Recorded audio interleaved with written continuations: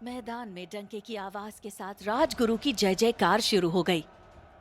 समरलोक में आज किसी मेले जैसा माहौल था। मैदान के एक ओर मंच बना था तो बाकी तीनों ओर समुदाय की भीड़ जमा थी। कुछ ही देर बाद समरलोक का सूरमा बनने के लिए आखिरी परीक्षा देने महारथी विक्रम वहां आ पहुंचा। विक्रम जैसा ताकतवर हट्टा कट्टा योद्धा समरलोक के किसी समुदाय में कोई नहीं था। विक्रम राजगुरु का चहेता होने के साथ साथ सबका चहेता भी था। उसे देख शोर की आवाज और तेज हो गई। लोग उस पर फूलों की बरसात कर रहे थे।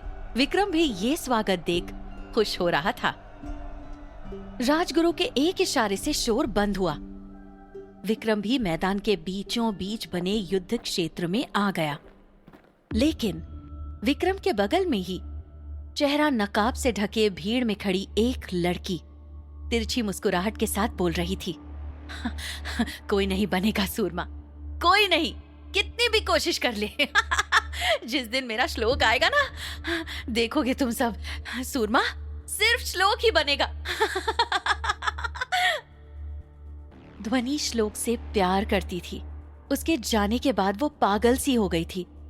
पिछले 6 सालों से जब भी सूरमा बनने की प्रतियोगिता होती थी, वो इसी तरह नकाब डालकर उसे ढूंढने आ जाती थी। लेकिन श्लोक इस बार भी उसे कहीं नहीं दिख रहा था। वो अपने ही ख्यालों में खोई थी कि मैदान के बीचों बीच काले कपड़े से ढके पिंजरे का कपड़ा हटा दिया गया। पिंजरे को देखते ही लोग अपनी जगह से 2 कदम पीछे हट गए।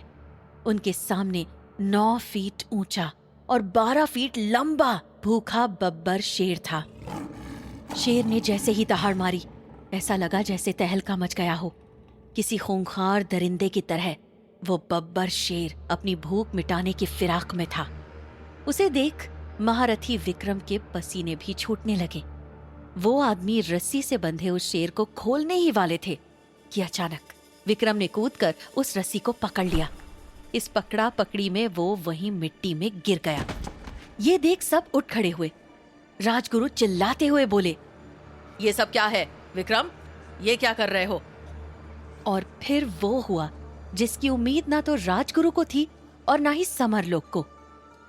विक्रम उनके सामने गिड़गिड़ाने लगा, मुझे माफ कर दीजिए राजगुरु, मैं इस आखिरी परीक्षा में जीत नहीं सकता।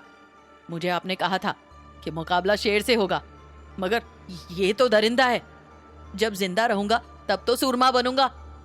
मुझे ये फाड़ खाएगा, मैं मर जाऊंगा। मुझे माफ कर दीजिए।